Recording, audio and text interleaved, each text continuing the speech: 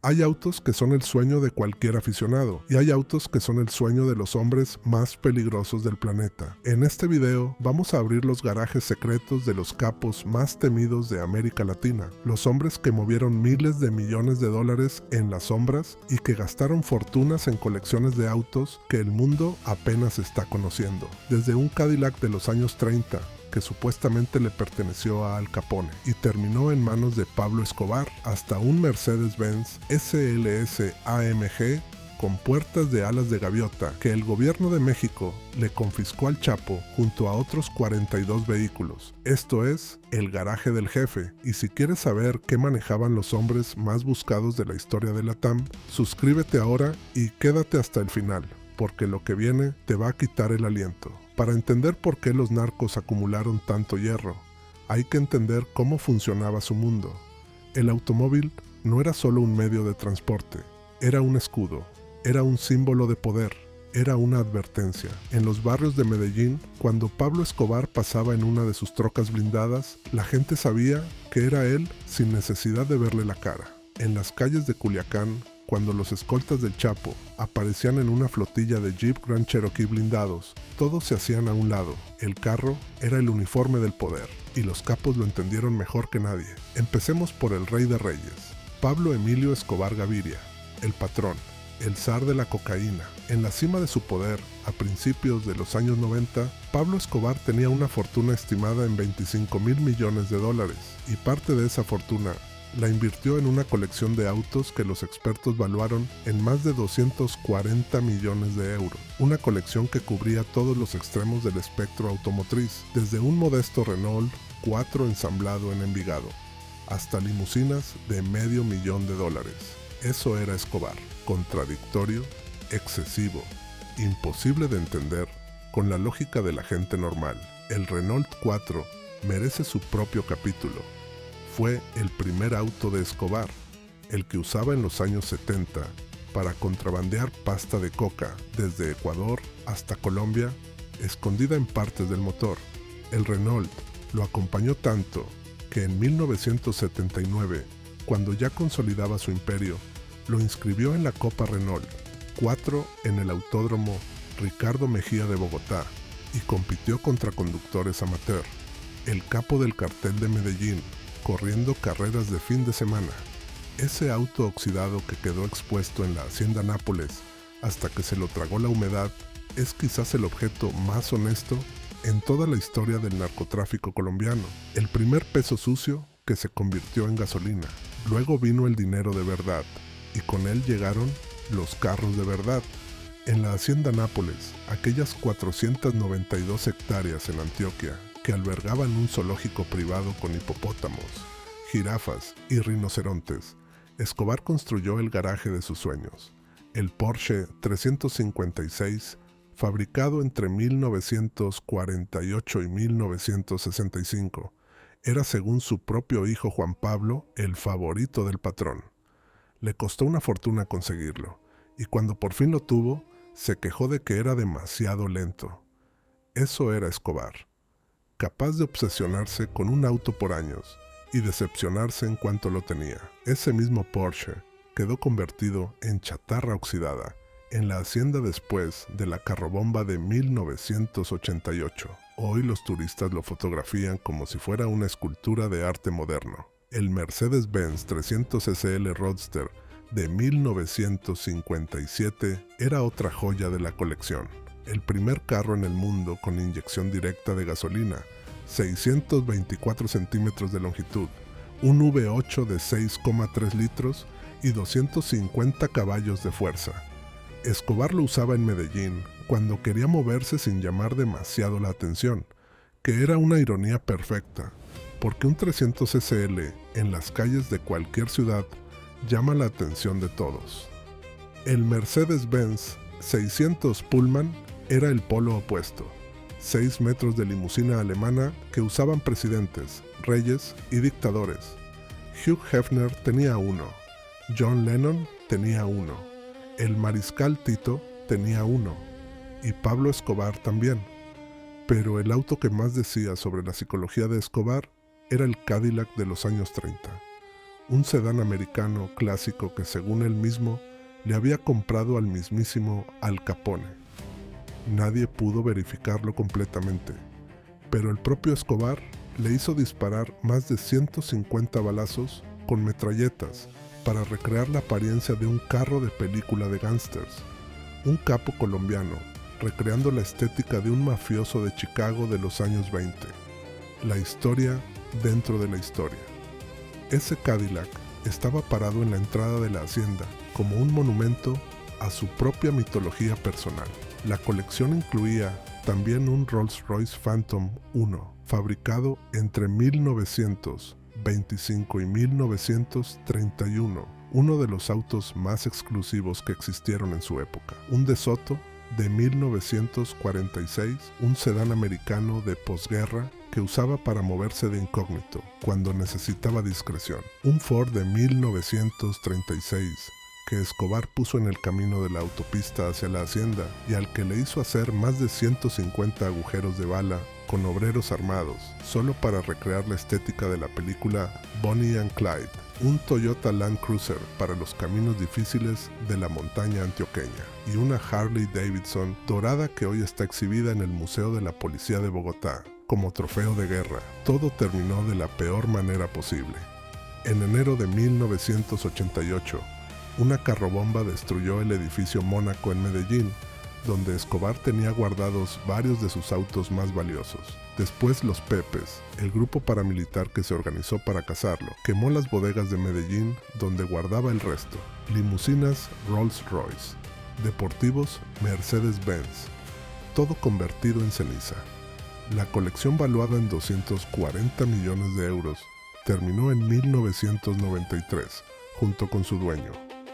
Lo que queda en la hacienda Nápoles son esqueletos de metal, carros sin pintura ni vidrios, expuestos a la lluvia como advertencia. Un cartel en la entrada dice: "Solo queda la chatarra y la historia que cuenta. Ahora cambiamos de país, nos vamos a México y al garaje más documentado de toda la historia del narco latinoamericano". El 22 de febrero de 2014, la Marina de México detuvo a Joaquín Archibaldo Guzmán Loera, el Chapo, en un condominio del puerto de Mazatlán.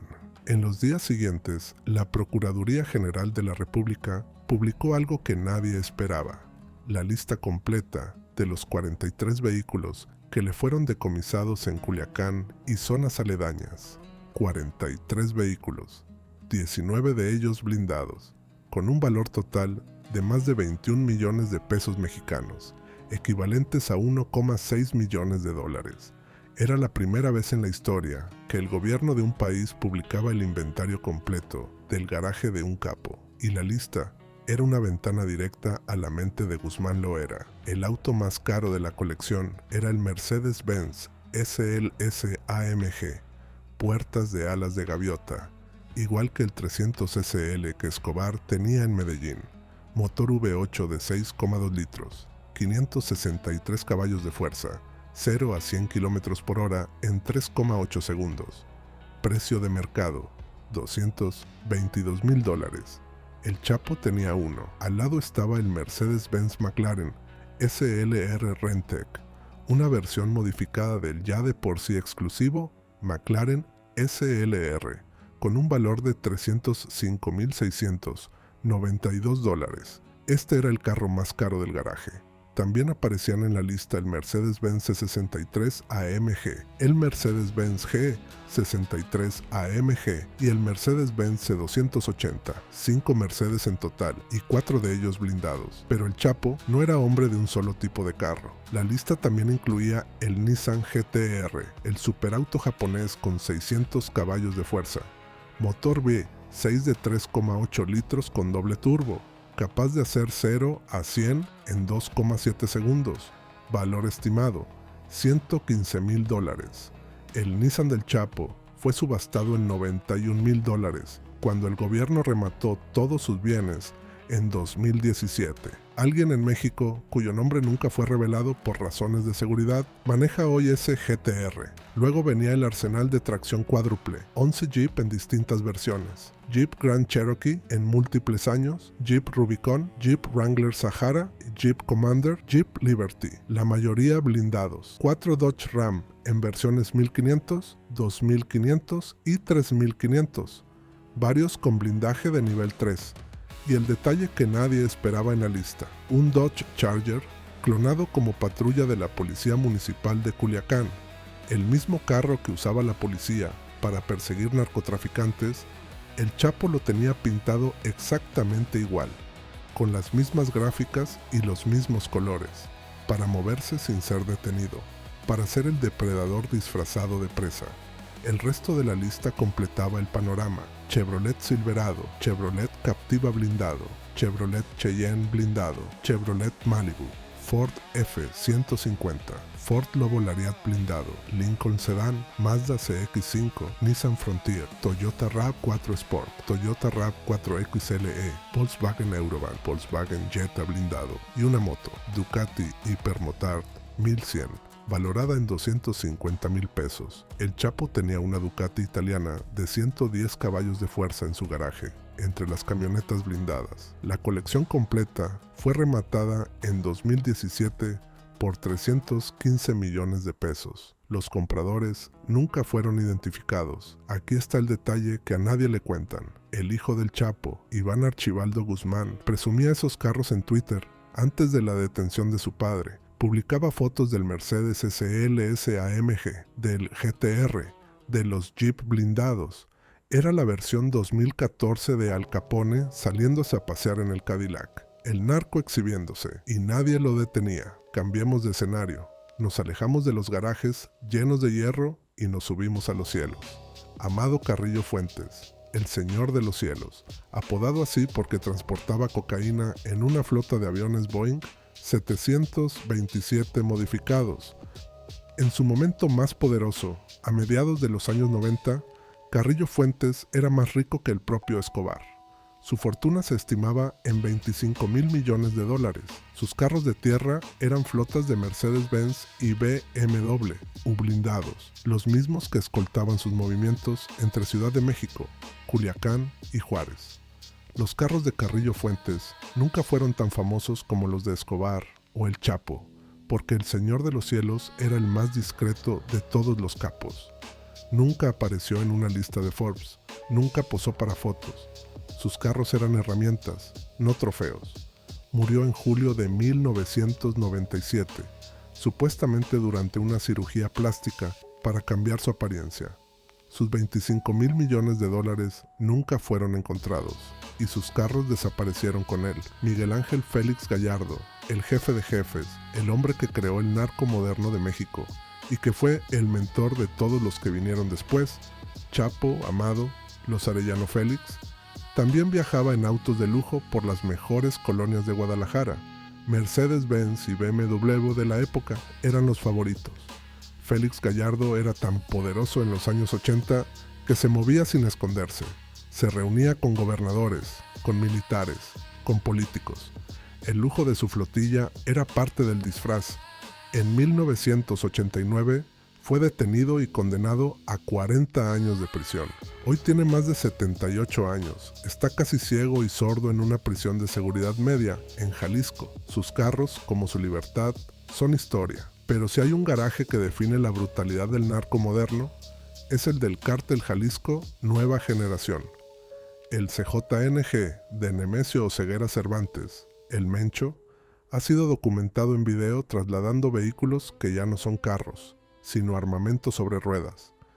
En 2020 y 2021, el ejército mexicano destruyó varios de estos vehículos en enfrentamientos en Michoacán y Jalisco. Las trocas del CJNG eran Ford F-250 y Ford F-350, con carrocerías de acero de 12 milímetros soldadas a mano, con planchas de blindaje en los costados y techos y ametralladoras calibre 50 montadas en la parte trasera. Algunos contaban con defensas frontales de acero para embestir vehículos militares. Construidos en talleres clandestinos de Jalisco, Cada uno costaba entre $200,000 y $500,000. No eran carros, eran tanques artesanales, pero también había lujo dentro del CJNG. Las autoridades mexicanas han decomisado a operadores del cartel Lamborghini Huracán, Ferrari 488, Bentley Continental GT y Porsche Cayenne Turbo. En Guadalajara, en 2023, la Fiscalía del Estado de Jalisco presentó ante los medios 7 vehículos de lujo incautados a presuntos miembros del cartel,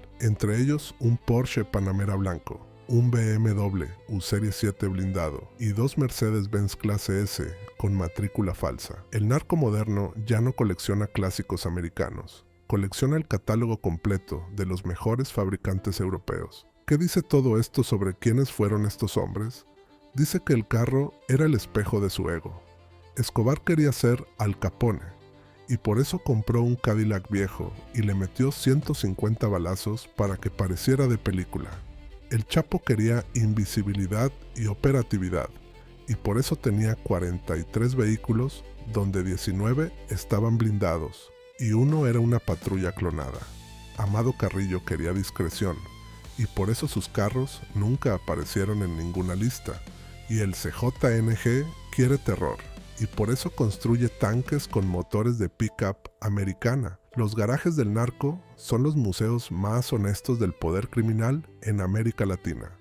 No hay mentiras en un garaje, solo hierro, gasolina y la historia de quién fue capaz de pagarlo. Pero antes de cerrar el garaje, hay un capítulo más que la mayoría de los videos sobre este tema ignoran: el Cartel de Cali. Los hermanos Gilberto y Miguel Rodríguez Orejuela, los caballeros de Cali, los narcos que vistieron de traje y que durante los años 80 y principios de los 90 rivalizaron con Escobar en dinero, poder y discreción. A diferencia del patrón, que presumía y provocaba, los Rodríguez Orejuela preferían pasar desapercibidos. Sus carros reflejaban esa filosofía. La flota del cartel de Cali incluía Mercedes-Benz 500S EL blindados, BMW U735i con placas falsas, Chevrolet Caprice Classic con blindaje interno invisible que no alteraba la apariencia exterior del vehículo, y Cadillac Seville importados directamente de Estados Unidos. Nada que llamara la atención, todo funcionando. Cuando capturaron a Gilberto Rodríguez Orejuela en junio de 1995, escondido en un closet de una casa en Cali, los agentes encontraron en el garaje un BMW U-Serie 5 con papeles de otra persona. Ni un Ferrari, ni un Lamborghini, un BMW U-Gris de ejecutivo. Ese era el cartel de Cali. Y luego estaban los Arellano Félix, los dueños de Tijuana, Benjamín, Ramón, los hermanos que controlaron la plaza más lucrativa de la frontera mexicana durante 2 décadas. Su gusto automotriz era diferente al del Chapo, más californiano, más influenciado por la cultura de la frontera. Entre sus vehículos documentados por autoridades mexicanas y estadounidenses, Chevrolet Suburban, blindados, que eran el estándar de cualquier capo fronterizo de los años 90, Ford Expedition, con radio de comunicación cifrado, y el dato que pocos conocen: Ramón Arellano Félix, el más violento de los hermanos, fue detenido en 2 ocasiones conduciendo un Volkswagen Jetta sin placas, sin escolta, solo, el hermano más sanguinario de la familia narco, más sanguinaria de México, moviéndose solo en un Jetta sin placas por las calles de Tijuana. Murió en 2002 en un enfrentamiento en Mazatlán. Ya no había Jetta, solo un tiroteo en la calle. La historia de los autos del narco latinoamericano es también la historia de los excesos del dinero sin límites. Cuando tienes más dinero del que puedes gastar, el carro se convierte en arte, en poder, en mensaje. Escobar gastó 240 millones de euros en hierro y los perdió todos, quemados o destruidos a balazos. El Chapo acumuló 43 vehículos que el gobierno subastó por $15 millones.